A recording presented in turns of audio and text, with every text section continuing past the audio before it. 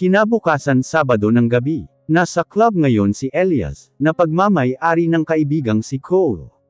Nasa isang mahabang couch sila nakaupo, habang nanunood ng mga babaeng nagsasayaw sa malaking stage, lahat ng mga babae ay nakabikini, at bra lang. Kasama niya ngayon ang mga kaibigan niya si Luke, Cole, Styles Ed, Tyron at ang kakambal ni Styles na si Sylar. Abala sila sa panunood ng mga babaeng nagpo-pole dancing sa harapan nila, pero si Styles ay nakasimangot dahil iniisip nito si Eve, baka salubungin na naman siya nito ng sipa, o kaya pagpasok pa lang niya ng pinto ng kanilang mansyon. Pahamak kasi ang mga kaibigan niya. Lagi siya nalalagay sa alanganin.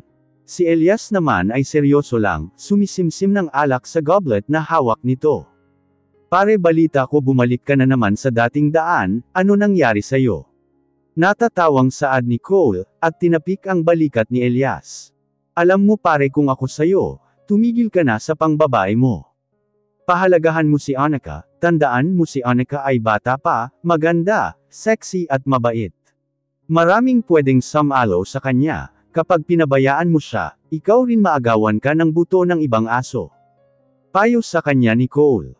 Kaya nga sa gandang yun ni Eka, hindi palalagpasin ng mga kalalakihan ang katulad niya. Kahit nga siguro ako, kung nagkataong single ako baka patusin ko siya. Siganda ni Luke. Payong kaibigan lang dude, habang hawak mo pa ang isang bagay, pahalagahan mo, dahil sa oras na maaga ito ng iba sa mga kamay mo, ay mahihirapan ka nang bawiin ito.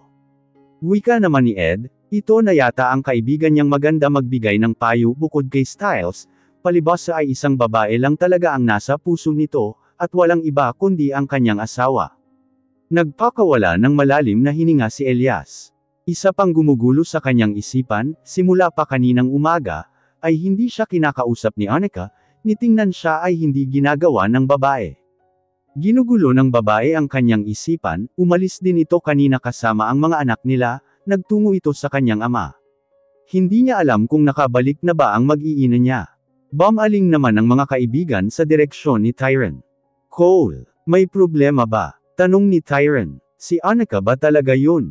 Mahinang asal ni Tyron, at sabay turo sa babae. Sinundan naman nilang lahat kung saan nakatingin si Tyron. Parang umalsa ang lahat ng dugo ni Elias patungo sa ulo nito.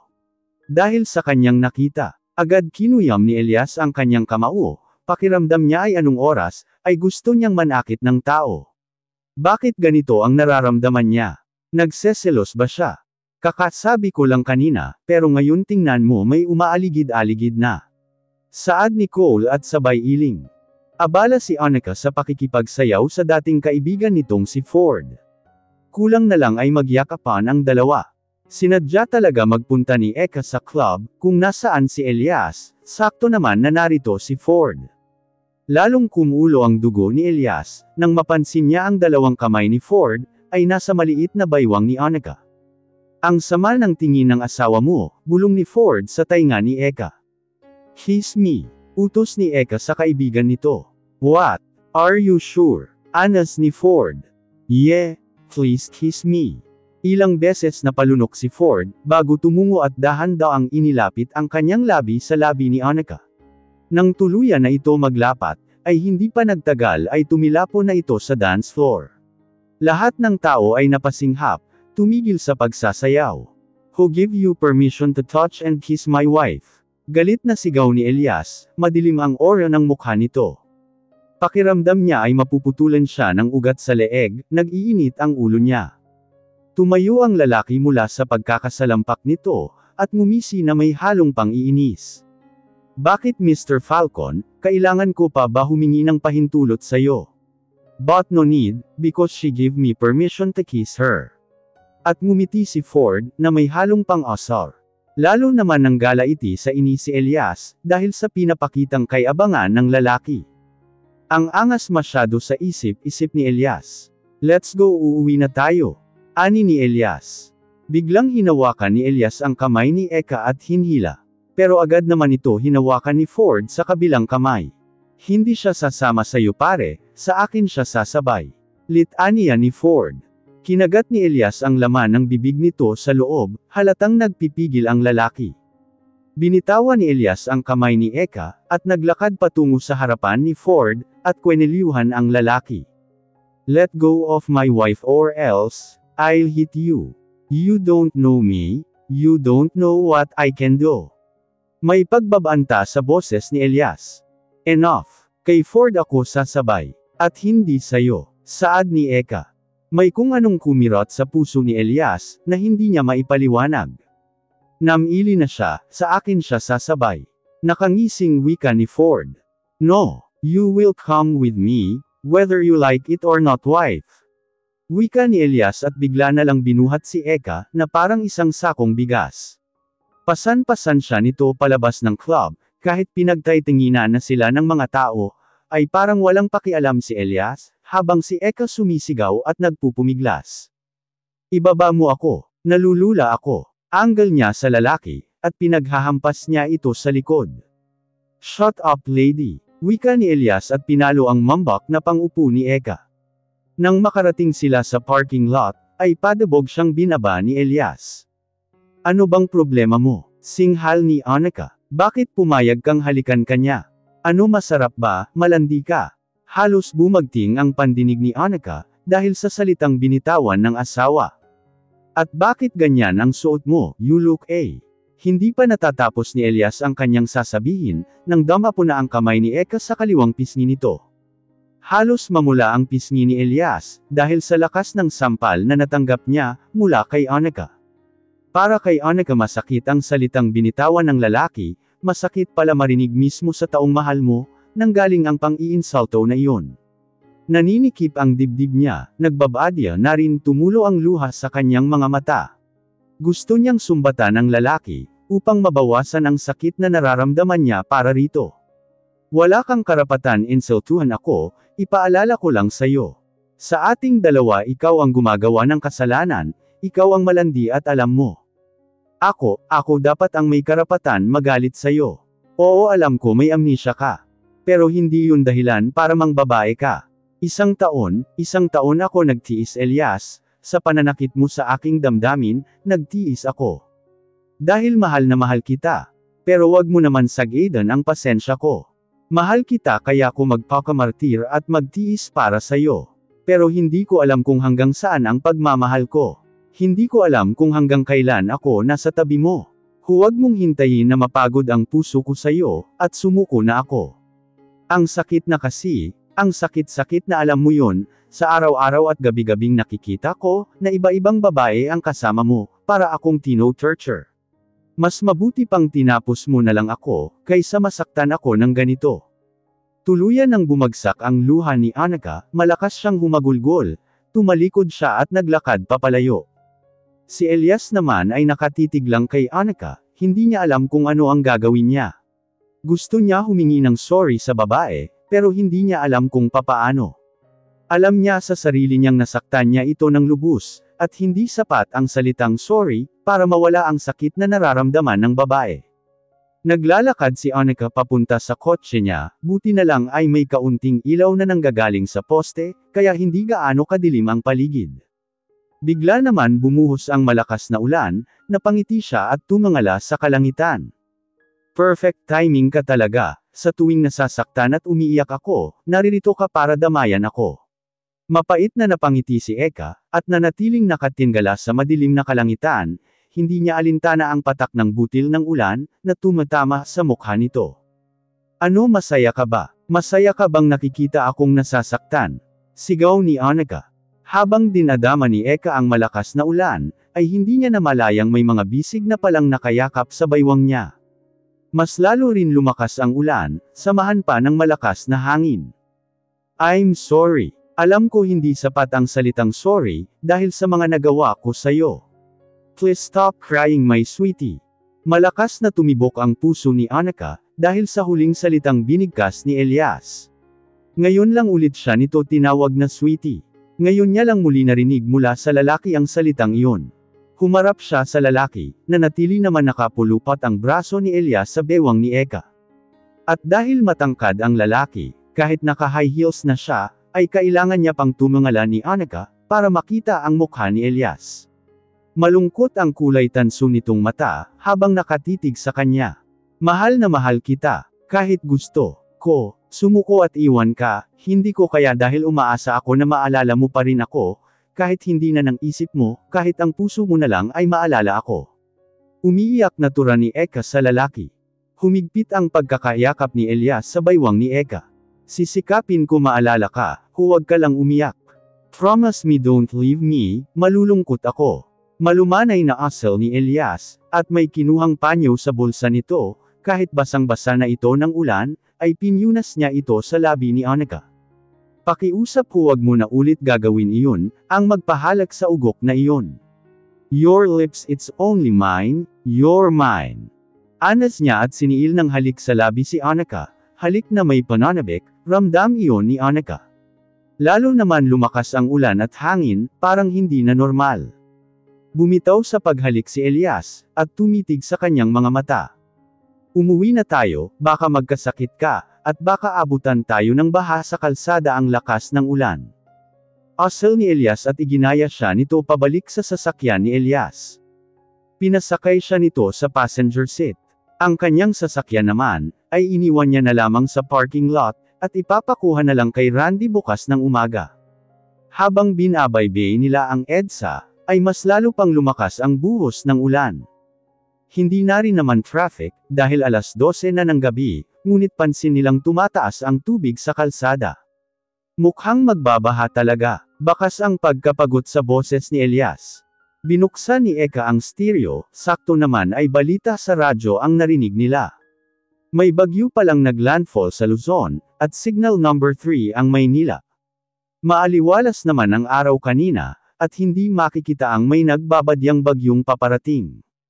Mahinang wika ni Eka at tumingin sa labas ng kalsada, medyo tumataas na ang tubig, hindi sila pwede maabyutan ng baha sa kalsada, siguradong mai-stranded sila. Mura niya dahil naiwan niya pala ang cellphone niya, sa mansiyo ng kanyang papa kanina.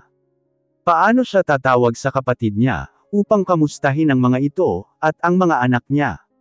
Sa isang kondo ko na lang tayo tumuloy, medyo malapit dito yon. Hindi natin pwedeng sagupain ang malakas na bagyo sa daan, baka maaksidente pa tayo. Mahinang sambit ni Elias, tumungo na lamang siya bilang tugon. Nang makarating sila sa underground parking lot ng condominium, ay agad sila bumaba ng sasakyan, pareho na sila nakakaramdam ng lamig sa katawan. Agad silang pumasok sa elevator, at nagtungo sa 30th floor ng condo, kung nasaan ang unit ni Elias. Paglabas nila sa elevator, ay may babaeng sumalubong sa kanila, medyo payat ito base sa suot na uniform, ay dito nagtatrabaho ang babae. Matamis na ngumiti ang babae kay Elias, at inabot ang isang kulay blue na card. Good evening Ma'am Annika, bati sa kanya ng babae at yumuko. Isang tipid na ngiti lang ang tinugon niya rito, at nauna na siyang naglakad. Rinig naman niya ang yabag ng sapatos ni Elias, sumunod na rin pala ito sa kanya. Pareho silang tumigil sa isang kulay asul na pinto, medyo malaki ito. Binuksan ni Elias ang pinto, at iginaya siya papasok sa loob ng unit. Mauna ka na maligo. Mahinang wika ni Elias. Hindi naman kumikilos si Annika sa kinatatayuan nito. Paano siya maliligo wala siyang pamalit na damit, hindi naman pwedeng maghubad siya rito. Napansin naman ito ni Elias, kaya nagsalita muli ito. Mayroon akong mga damit dito. Pwede mo iyon suotin. Agad naman napangiti si Eka, at nagtungo sa CR. Nasa loob na siya, at naliligo sa tapat ng shower, nang may kumatok sa glass door ng CR. Lumingon siya doon, at naglakad papalapit sa glass door. Marahan niya itong binuksan, at inilabas ang ulo niya upang sumilip.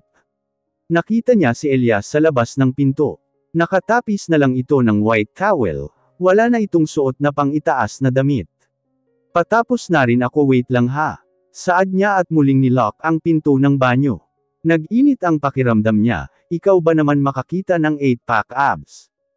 Pagkatapos niya maligo, ay agad siyang nagtapi sa katawan, at nagtungo sa pinto, huminga muna siya ng malalim, bago tuluyan buksan ang pinto. Agad siyang lumabas ng CR, pero hindi niya alam kung saan siya lulusot, paano ba naman kasi nakaharang sa gitna si Elias? Excuse me. Mahinang saad ko. Bahagya naman tumabi si Elias, upang makadaan si Eka. Napapikit ang lalaki, nang masamyo niya ang natural na amoy ng isang babaeng bagong ligo. Nakaramdam siya ng init ng katawan, at napatitig sa likod ni Eka patungo sa mambak na pangupo nito. Yung damit mong susuotin, nasa kama na inihanda ko na. Pahabol ni Elias, lumingon naman si Eka at ngumiti. Pagkarating ni Annika sa loob ng kwarto, ay agad niya sinuot ang isang kulay abong polo long sleeve, buti na lang ay medyo umabot sa tuhod niya ang long sleeve, wala pa naman siyang suot na ano. Ginamit niya ang sukli na nakapatong sa side table na malapit sa kama, at sinukli ang mahabang buhok niya. Naupo siya sa gilid ng kama, at inipit niya sa pagitan ng hita niya ang dulo ng polo long sleeve, dahil umuurong ito pataas. Dahil nakatalikod siya sa pinto, at nakaharap siya sa malaking salamin na nakakabit sa wall ng kwarto, ay nakita niya mula sa reflection ang pagpasok ni Elias, nakatapis ito ng puting tuwalya, habang basa ang buhok nito. Sinundan niya ito ng tingin, nakita niya itong nagtungo sa closet at kumuha ng damit, pero nanlaki ang mata niya, nang bigla itong magtanggal ng tuwalya. Asal niya at agad nagtakip ng mukha, gamit ang dalawang palad, dahil nahuli rin siya ng lalaking nakatitig. Rinig niya ang mga yabag ng paa ni Elias, alam niyang papalapit ito sa kanya. Annika, tawag ni Elias sa babae. Tanging sagot ni Annika, hindi niya magawang tingnan si Elias, nahihiya siya dahil nahuli siyang nakatitig rito. Nagugutom ka ba, gusto mo kumain? Tanong ng lalaki, alam niyang hindi mapalagay si Annika. Pwedeng kape na lang. Magtitimpla ako, meron ka ba riyan? Nauutol na sambit ni Eka. Tumayo sa pagkakaupo si Eka, at nakayukong humarap sa kay Elias. May short or boxer ka ba? Wala kasi akong suot pang ilalim. Nahihiyang saad ni Eka, habang hawak ang dulo ng damit na suot niya. Tumalikod naman si Elias, at naglalakad pabalik sa closet niya, at naghanap na pwedeng isuot ni Eka. Sakto naman may itim na cycling short siyang natira rito. Kinuha niya ito, at muling bumalik sa harapan ni Eka, nilahad ni Eka ang kamay niya, pero bigla na lang lumuhad si Elias sa harapan ni Eka, na ikinabigla naman ng babae. Hey, what are you doing? Saad ni Eka, can I wear it with you? Sa malumanay na boses ni Elias, habang nakatingala. If okay with you. Muling asal ni Elias. Pwede naman. Kusang umangat ang isang paa ni Eka. Isinuot naman ni Elias ang cycling short kay Eka, at dahan-dahan inangat hanggang sa hita ni Eka. Ako na. Tura ng babae, at tuluyan sinuot ang cycling short. Umalis si Eka sa harapan ni Elias, at nagmamadaling naglakad papalabas ng kwarto. Huminga ng malalim si Eka, nang makalabas sa kwarto, at nagtungo sa kitchen upang magtimpla ng kape. Kaso walang mainit na tubig, kaya nag-init muna siya sa stove. Nagtungo siya sa sala, upang tumawag sa mansion ng kanyang papa. Kanina kasi ay nakita niyang may telepono doon. Nag-dial siya sa telepono, ilang beses tumunog ito, bago may sumagot sa kabilang linya. Hello, saad sa kabilang linya, siguro ay isa ito sa mga katulong nila Ella. Hello, please gusto ko makausap si Ella. Wika ni Eka. Ma'am Annika, ikaw po ba ito? Wait lang po, tatawagan ko lang si Ma'am Ella. Ilang segundo lang, ay muling may nagsalita sa kabilang linya. Yes ate, boses ni Ella sa kabilang linya. Kamusta ang mga anak ko, hindi ko sila masusundo ngayon. Wika niya. Okay lang sila ate, tulog na, kahit bukas na sila sunduin okay lang. Teka, nasaan ka ba ngayon, nakauwi ka na ba sa inyo? Tanong ng kanyang kapatid. Naririto kami sa kondo ngayon. Naalanganin kasi kami sa daan, medyo tumataas na kasi ang tubig sa kalsada. Kaya dito na kami tumuloy. Sambit ni Annika. Ilang segundo na tahimik si Ella sa kabilang linya, bago muli ito magsalita. Nasa kondo. With who? Tell me ate, ng lalaki ka ba? Sinong lalaki ang kasama mo? Bulyo ni Ella sa kabilang linya, na parang isang matandang kapatid kung umasta. Si Kuya Elias mo ang kasama ko, sira ka ba hindi ko ipagpapalit si Elias sa kahit kanino? Nagtitili naman si Ella sa kabilang linya, kung nakikita niya ito ngayon, siguradong nagtatalo na ito dahil sa kilig. Hoy bruha, huwag ka nga tumili riyan, baka isipin ng mga katulong na babaliw ka na. Saway niya sa makulit na kapatid. Bye na ate, sana makarami kayo. Wika ni Ella at tumawa ng malakas sa kabilang linya. Sira. Pahabol ni Eka, at binaba na ang telepono. Napasinghap si Eka nang humarap siya, paano ba naman kasi nasa likuran niya si Elias nakatayo, habang ang mga kamay nito ay nakasuksok sa bulsa ng suot nitong kulay gray na sweatpants, wala itong suot na pang-itaas. Hindi ba siya nilalamig, bukas ang aircon sa buong unit niya. Sobrang lakas ng ulan at hangin sa labas, kaya sobrang lamig din ang binubugang hangin ng aircon. Wika ni Eka sa kanyang isipan. Sino ang kausap mo? Nakakunot noong tanong ni Elias kay Annika. Si Ella, kinamusta ko lang ang triplets at si Leo. Sagot niya at umalis sa harapan ni Elias, at muling bumalik sa kitchen. Sakto naman kumukulo na ang tubig sa takuri, kaya nagsalin siya ng mainit na tubig sa 2 tasa. Nagpunta siya sa island counter, bitbit ang 2 tasa. Nag-umpisa siya maglagay ng kape at asukal sa tasa, at tinimpla ito. Pagkatapos niya magtimpla ng kape, ay dinala niya ito sa sala, at inilapag sa lamisita, na gawa sa makapal na salamin. Si Elias naman ay nakaupo sa isang mahabang couch, habang nagbabasa ng isang libro. Gusto mo ng kape? Alok ni Eka sa lalaki, dahil abala ito sa binabasang libro. Nagangat ng tingin si Elias, at ngumiti sa kanya. Thanks sweetie, sambit ng lalaki na ikinangiti ni Eka. Inabot niya sa lalaki ang tasa, at siya naman ay nagtungo sa harapan ng glass wall, at pinapanood ang bawat pagbagsak ng ulan, habang sinisimsim ang kape sa tasa. Ilang minuto din siya nakatayo sa harapan ng glass wall, nang mapansin niyang namatay ang lahat ng ilaw sa mga kalsada.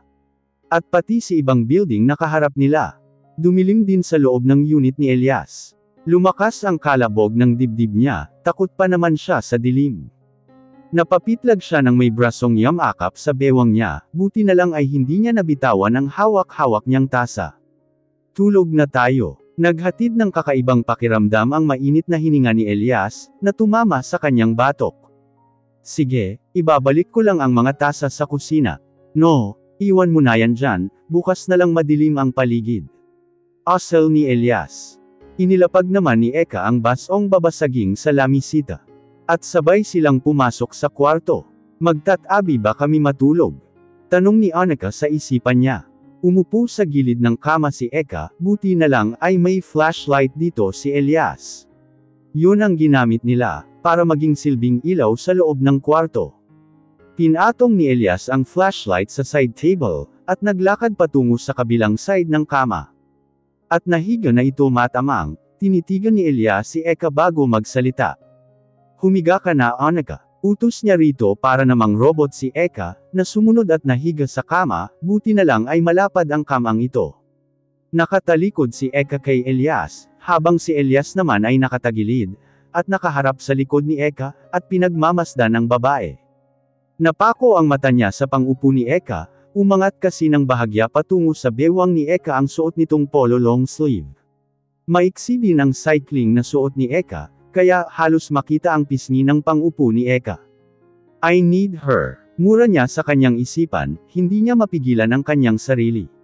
Gusto niya malambing ang asawa, kahit hindi niya aminin alam niyang naa-attract siya sa kanyang asawa, kahit sinong lalaki naman siguro. Annika, tulog ka na ba? Tawag niya sa babae. Hindi pa, hindi kasi ako makatulog. Sagot ng babae. Ramdam ni Eka ang paglundo ng kama, nagulat siya nang yakapin siya ni Elias sa kanyang baywang. Malakas na kumabog ang puso niya, pakiramdam niya ay hindi siya makahinga. Parang may mga dagang naghahabulan sa dibdib niya, ang tiyan niyang parang hinahalukay. Daig pa niya ang teenager na nagkaka-crush sa isang lalaki. Maari ba? Naguluhan naman siya sa sinabi ni Elias, kaya humarap siya rito, at nakipagtitigan sa magandang uri ng mata ni Elias. Anong ibig mong sabihin? Tanong niya sa lalaki, halos magpalitan sila ng hininga, dahil sa lapit nila sa isa't isa. Ang mga dulo ng kanilang ilong ay magkadikit na. Ken.